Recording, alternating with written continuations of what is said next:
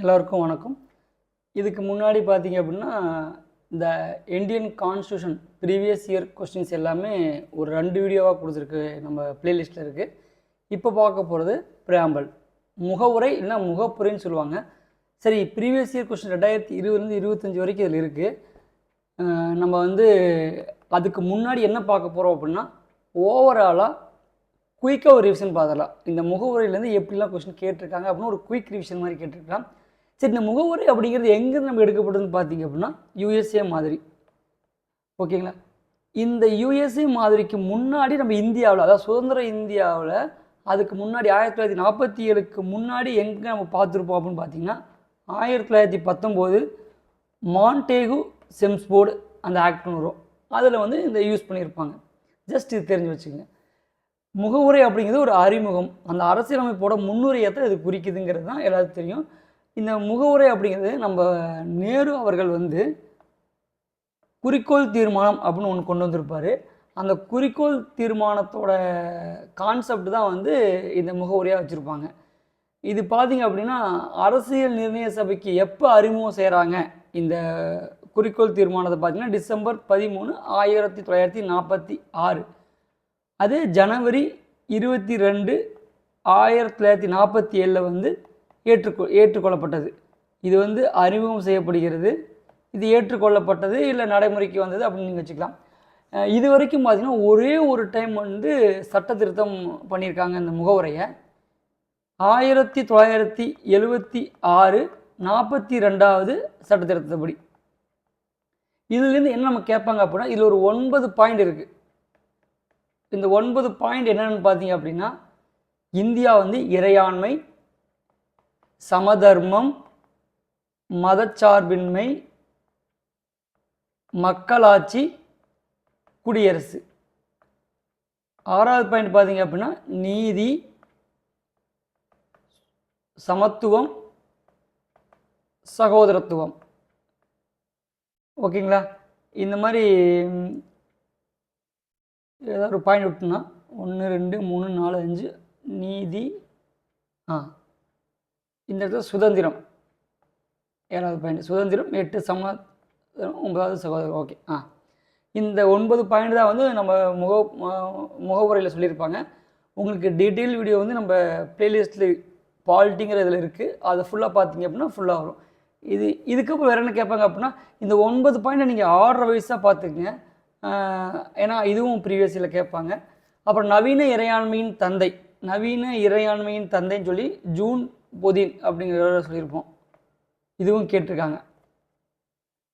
அப்புறம் இந்த எஸ்எஸ்ஐன்னு சொல்லுவோம், சோசியலிஸ்ட் செக்குலர் இன்டெகிரிட்டி. இது எப்போ 42வது சட்டத்திட்டத்தில் 1977 ஆட் பண்ணியிருப்பாங்க. இதுவும் கேட்டிருக்காங்க. இந்த இது அதுமாதிரி நம்ம அரசியல் அமைப்பில் இந்த முகவுரை எப்போ ஏற்றுக்கிட்டாங்க பார்த்தீங்கன்னா, நவம்பர் 26, 1946. இதுவும் நம்ம ரிப்பீட்டடாக கேட்கக்கூடிய கொஸ்டின். இதையும் பார்த்துக்குங்க. இதெல்லாம் தாண்டி பார்த்தீங்க அப்படின்னா, மதச்சார்பின்மையின் தந்தை நேரு அவர்கள். இதுவும் ப்ரீவியஸ் இயரில் நமக்கு கேட்டிருக்காங்க. அவர் மக்களாட்சியோட நமக்கு பிறப்பிடமும் கிரீஸ், அது உங்களுக்கு எல்லாம் தெரியும். இப்போ நீதியில் ஒரு 3 வகையான சுதந்திரம் இருக்குது. அது ரொம்ப ரொம்ப இம்பார்ட்டன்ட். ஏன்னு சொல்கிறேன் அப்படின்னா, இதுவும் ப்ரீவியஸ் இயர் மொத்தம் 3 நீதியில் 3 சுதந்திரம் இருக்குது. இதை நம்ம தெரிஞ்சு வச்சுக்கணும். 1 2 3 என்னென்ன சுதந்திரம், என்னென்ன நீதி? சமூக நீதி, பொருளாதார நீதி, அரசியல் நீதி. ஓகேங்களா? எத்தனை வகையான நீதி இருக்குன்னு சொல்லி ப்ரீவியஸில் கேட்டிருக்காங்க. அதேமாதிரி சுதந்திரம் சொன்னோமா, இந்த இடத்துல 7வது பாயிண்ட்டு. அந்த சுதந்திரத்தில் எத்தனை வகையான சுதந்திரம் இருக்குதுன்னு கேட்பாங்க. 5 வகையான சுதந்திரம். அது எந்தெந்த இடத்துல அப்படின்னு பார்த்தீங்க அப்படின்னா, இதை நீங்கள் கொஞ்சம் இங்கிலீஷில் பார்த்துக்கங்க. Thought, expression, believe, faith, worship. ஓகேங்களா? இந்த 5 வகையான சுதந்திரம் இருக்குது. நல்லா வச்சுக்கோங்க. நீதி 3, சுதந்திரம் 5. அப்போ இது இன்னொன்று சமத்துவம் பார்த்தோமா, இதில் 8வது பாயிண்ட் சமத்துவம். இதில் எத்தனை வகையான சமத்துவம் இருக்குது? 3 3 5 3. இது மட்டும் இது ப்ரீவியஸில் கேட்டிருக்காங்க. இதில் பார்த்தீங்கன்னா குடிமை சமத்துவம், அதாவது civil equality, political equality, economic equality. இந்த இந்த பாயிண்ட் கொஞ்சம் பார்த்துக்கங்க. இதெல்லாம் தாண்டி நீங்கள் பார்க்கணும் அப்படின்னா நம்ம அடிப்படை கடமை 51A வந்து ஒவ்வொரு பெண்களோட கண்ணியத்தை பாதுகாக்கிறது நம்மளோட கடமை அப்படின்னு சொல்லியிருப்பாங்க. ஸோ ஓகே, இதெல்லாம் நம்ம டீட்டெயிலாக அப்புறம் பார்ப்போம். அது சகோதரத்துவத்தில் வரும். இதெல்லாம் நம்ம டீட்டெயிலாக வேறு இதில் பார்ப்போம். அப்புறம் இந்த சுதந்திரம், சமத்துவம், சகோதரத்துவம் இது எங்கேருந்து எடுக்கப்பட்டது அப்படின்னு பார்த்தீங்கன்னா ஃப்ரெஞ்சு புரட்சிலேருந்து எடுக்கப்பட்டது. இது உங்களுக்கு தெரியும். இதெல்லாம் தாண்டி நம்ம பார்த்தோம் அப்படின்னா வேறு என்ன பார்க்கணும், இந்த ஐடி கார்ட்ஸ் எல்லாம் சொல்லியிருப்பாங்க பார்த்தீங்களா ஒருத்தங்க வந்து, நம்ம அதை பற்றி பார்ப்போம்.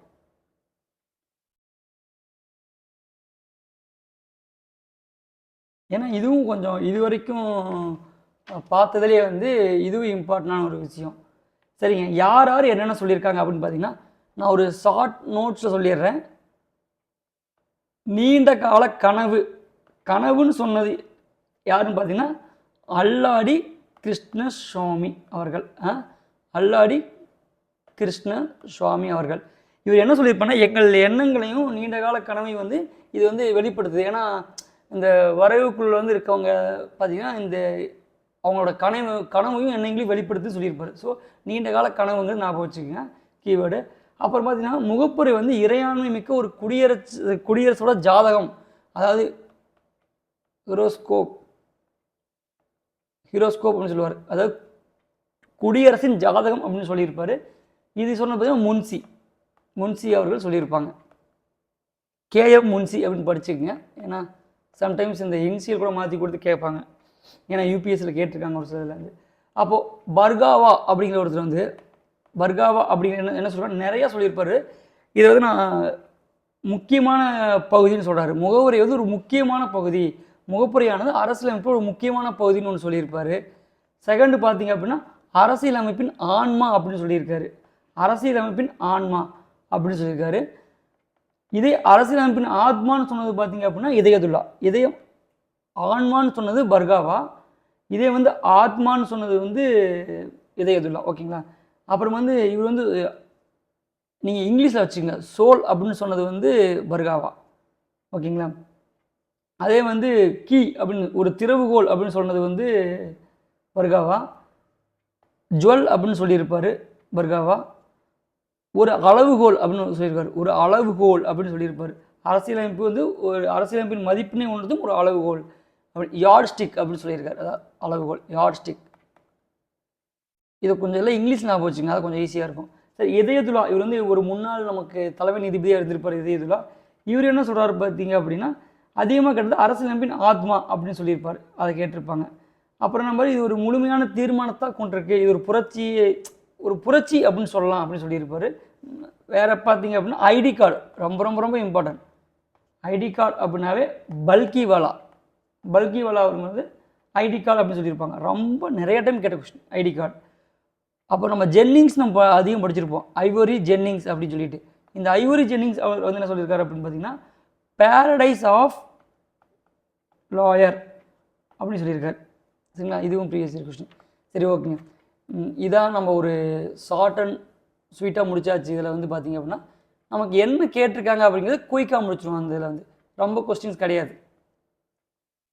நம்ம இப்போ தான் பார்த்தோம் எந்த அரசியலமைப்பு சட்டத்திருத்தம் வந்து சமதர்மம் மதச்சார்புமை அப்படின்னு முகப்புரையில் சேர்த்துச்சு 42. ஏன்னா ஒரே ஒரு முறை தான் நமக்கு வந்து திருத்திருப்பாங்க. கரெக்டுங்களா. அடுத்த கொஸ்டின், கீழ்காணும் சொற்களில் முகவுரையில் எந்த வரிசையில் இடம்பெற்றுள்ளது? இது நம்ம பார்த்தது தான். சாவனின், சோசியலிஸ்ட், செக்குலார், டெமோக்ராட்டிக், ரிப்பப்ளிக். இதை நீங்கள் இப்படிங்கோ ஞாபகம் வச்சுக்கலாம். ஏன்னா நானும் ஒரு வீடியோவில் பார்த்தேன். சாவரின், சோசியலிஸ்ட், செக்குலார்னு இருக்குங்களா, அந்த கடைசி எழுத்து என்டிஆர் அப்படின்னு ஞாபகம் வச்சுங்க. ஏன்னா சாவரினுக்கு என் வருதா, சோசியலிஸ்ட்டுக்கு டி வருதா, செக்குலாருக்கு ஆர் வருதா, இங்கே டெமோக்ராட்டிக் முன்னாடி டி வருது, ரிப்பப்ளிக் ஆர் வருது. டிஆர் ஞாபகம் வச்சுங்க. ஏன்னா அதை வரிசைப்படுத்தி கேட்பாங்க. அடுத்த கொஸ்டின், 42வது இந்திய அரசியலமைப்பு திருத்தத்துடன் பொருந்தாத கூற்று எதுன்னு கேட்குறாங்க. அப்போது நம்ம 42வது அரசியலமைப்பு வந்து நம்ம போன இந்தியன் கான்ஸ்டியூஷன்லேயே ஃபுல் ப்ரீஃபாக கொடுத்துருக்கேன். அந்த என்னென்ன மாற்றிருக்காங்கிறத இதில் பார்த்தோம் அப்படின்னா சமய சார்பட்ட என்ற வார்த்தை அரசியலமைப்பு முகவரில் சேர்க்கப்பட்டது. ஆமாம், சேர்க்கப்பட்டுள்ளது. அரசாங்கம் அனைத்து சமயங்களும் சமமாக பாதுகாக்குது. இது இதை பற்றி கேட்க மாட்டாங்கன்னு நினைக்கிறேன். அடுத்து பார்ப்போம். சமய சார்பற்ற மற்றும் சோசியலிச வார்த்தைகளுக்கு முக்கியத்துவம் கொடுக்கப்பட்டது. சில திருத்தங்கள் முகப்புறையில் கடைசி பதில் ஏற்படுத்தப்பட்டது. ஆமாம், கொஞ்சம் நம்ம மாற்றம் சொன்னாங்களா. அப்போது இந்த சமயங்களை பற்றி எதுவுமே சொல்லலை அவங்க அதில் வந்து. சரியா? ஏன்னா எல்லாமே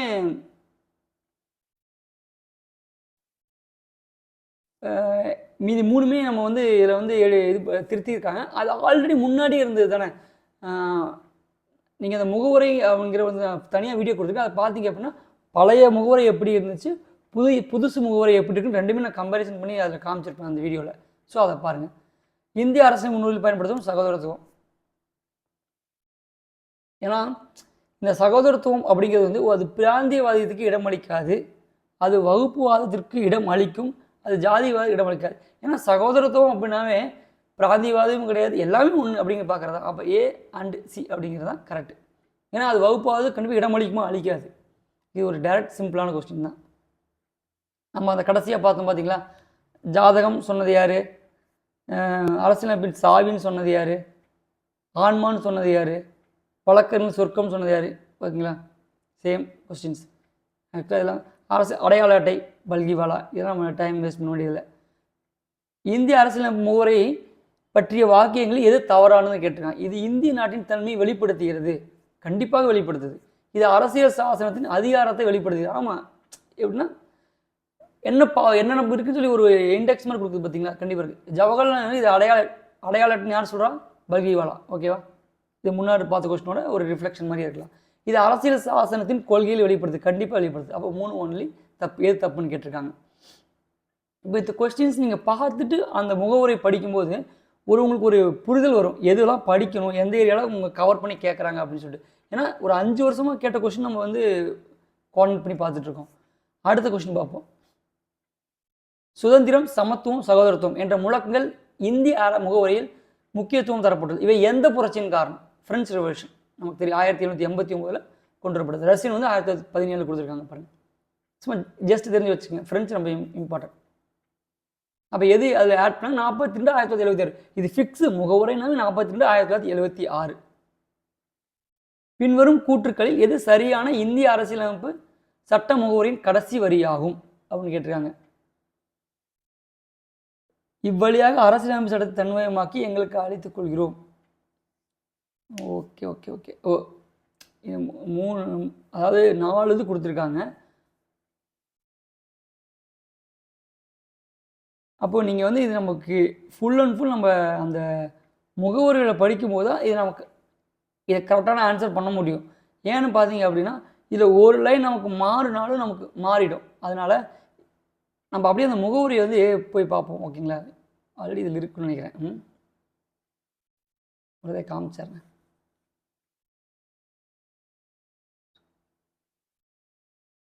ஓகே, இது புதுசாக வந்தது. அவங்க இதான் கேட்டிருக்காங்க. இது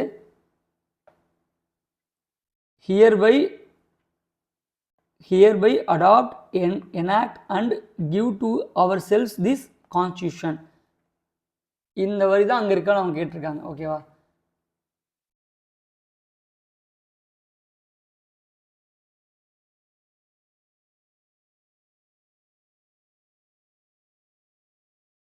ஸோ இப்போ இந்த கொஸ்டின்லேருந்து நமக்கு என்ன தெரியுது அப்படின்னா, அப்போ அந்த முகவுரையோட இங்கிலீஷோ தமிழோ மேக்ஸிமம் நீங்கள் இங்கிலீஷே பார்த்துக்குங்க. ஏன்னா நம்ம அது பார்த்து வச்சுக்கணும்னு நமக்கு இதுலேருந்து இந்த கொஸ்டின்லேருந்து நமக்கு தெரிஞ்சுக்க முடியுது. ஏன்னா நம்ம ரொம்ப என்னென்னமோ நிறையா புக்ஸ் நம்ம ரெஃபர் பண்ணி படிச்சுட்டு இருப்போம். கடைசியாக சிம்பிளாக இந்த மாதிரி ஒன்று கேட்டாங்க அப்படின்னா நம்மளால் அதுக்கு ஆன்சர் பண்ண முடியாமல் போயிடும். So adopt, enact and give to ourselves this constitution. இந்த செகண்ட் இருக்கிறத நம்ம பார்த்தோமா அந்த வீடியோவில், அந்த இதில் அதே கேட்டிருக்காங்க. ஓகே, அடுத்த கொஸ்டின். அவ்வளோதான், கொஸ்டின் முடிஞ்சிருச்சு. ஓகேவா? இதோட நமக்கு அடுத்த கொஸ்டின் பார்த்தீங்கன்னா, ஒரு முகவுரையின் இந்திய அரசியலமைப்பு ஒரு பகுதியான உச்சநீதிமன்றம் இந்த வழக்கில் பிரகடனப்படுத்துது. இந்த ஒரு வழக்கை பற்றி நான் சொல்ல மறந்துட்டேன். ஆக்சுவலாக பார்த்தீங்க அப்படின்னா நமக்கு ஒரு சில வழக்குகள் ரொம்ப இம்பார்ட்டண்ட்டாக இருக்கும். அதில் பார்த்தீங்க அப்படின்னா ஃபஸ்ட்டு பெருபாரி யூனியன் வழக்கு. ஓகேங்களா, 1960 இயர்ஸும் இம்பார்ட்டன்ட். 1960 பெருபாரி யூனியன் வழக்கு. இதில் என்ன சொல்லியிருக்காங்க அப்படின்னு பார்த்தீங்கன்னா, முகவுரையை வந்து திருத்தம் செய்ய இயலாது, முடியவே முடியாது அப்படின்னு சொல்லிட்டாங்க.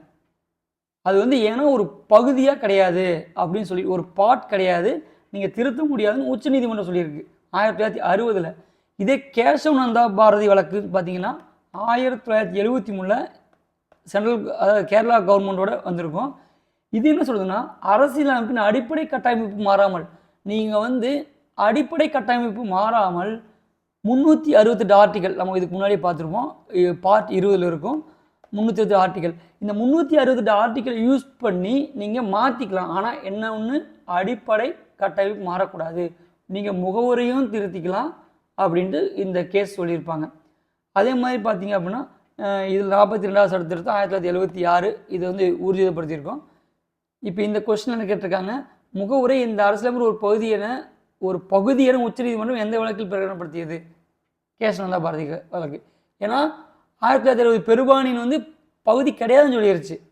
ஆனால் 73 கேசவநந்தா பாரதி கேஸில் பார்த்தீங்க அப்படின்னா இது ஒரு பகுதி தான், நீங்கள் அடிப்படை கட்டமைப்பு மாறாமல் நீங்கள் மாற்றிக்கலாம் அப்படின்னு சொல்லிட்டாங்க. கீழே அதை கொடுத்துருக்காங்க பாருங்க. இது இல்லாமல் நீங்கள் பார்த்தீங்க அப்படின்னா அந்த எல்ஐசியோட ஒரு கேஸ் இருக்கும் 1995. ஜஸ்ட் இது ஒரு லைட்டாக பார்த்துக்கங்க, பட் அந்தளவுக்கு எது இம்பார்ட்டன்ட் நம்ம சொல்ல முடியாது, எப்போயோ வேணால் கேட்கலாம். 1995 பார்த்தீங்க அப்படின்னா எல்ஐசி இந்தியா வழக்குன்னு ஒரு வழக்கு இருக்குது. இது என்ன சொல்கிறாங்க அப்படின்னா, முகப்புரை வந்து அரசியலமைப்பின் ஒரு ஒருங்கிணைந்த பகுதியாகவே இருக்குது அப்படின்னு சொல்லியிருப்பாங்க.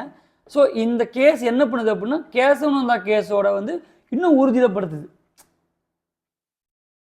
ஆனால் என்ன சொல்கிறாங்க அப்படின்னா, இந்த அரசியலமைப்பு சாசனம் வந்து நிறைவேறினதுக்கு அப்புறம் வந்து முகப்புரை வந்து நிறைவேற்றப்பட்டது.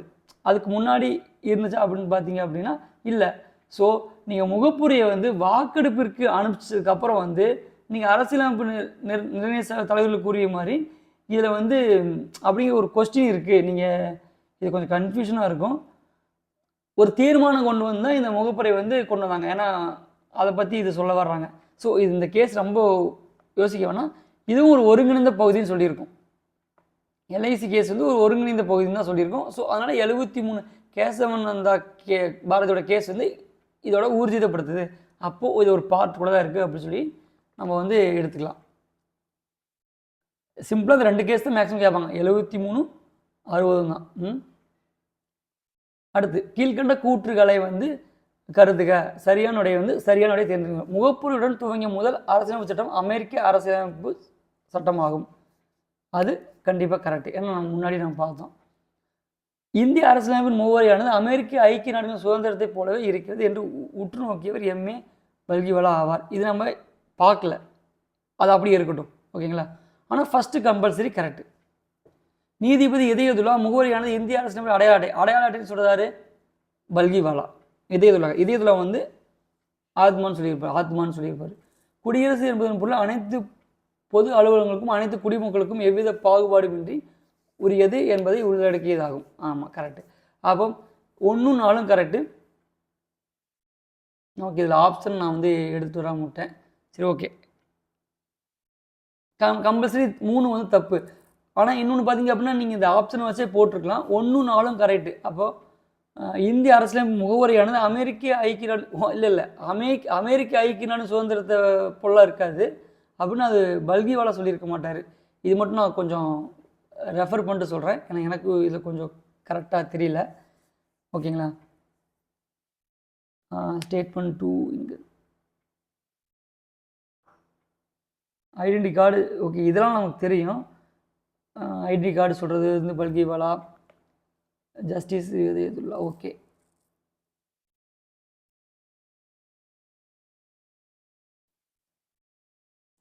இதயதுல்லா சொல்லியிருக்காரு, ஓகேவா. நம்ம அது பல்கிவாலான்னு சொல்லியிருக்காங்க, அது இதயதுல்லா சொல்லியிருக்காங்க. அப்படியே மாற்றி கொடுத்துருக்காங்க. இப்போ புரிஞ்சிருச்சு. ஆக்சுவலாக இதயதுல்லா தான் வந்து இந்த மாதிரி அமெரிக்க ஐக்கிய நாடுகளின் சுதந்திரம் போல இருக்குதுன்னு சொன்னது இதயதுல்லா, ஓகேங்களா. இதை ஆட் பண்ணிக்கங்க, ஏன்னா இதுக்கு முன்னாடி நான் சொன்னதில்லை, நானும் இப்போ தான் ஃபஸ்ட் டைம் இதை பார்க்குறேன். ஓகே, முகவரியை பற்றி உங்களுக்கு ஒரு டீட்டெயில் இது கிடச்சிருக்கும். ஸோ நீங்கள் கம்பல்சரியாக முகவரியோட ஒரிஜினாலிட்டியாக இருக்க அந்த இமேஜை வந்து ரெஃபர் பண்ணுங்கள். ரெஃபர் பண்ணிவிட்டு இதை படிங்க. இந்த வீடியோவும் பாருங்கள், உங்களுக்கு ஒரு நல்ல ஐடியா கிடைக்கும். அடுத்த இன்னொரு வீடியோவில் சந்திப்போம். நன்றி, வணக்கம்.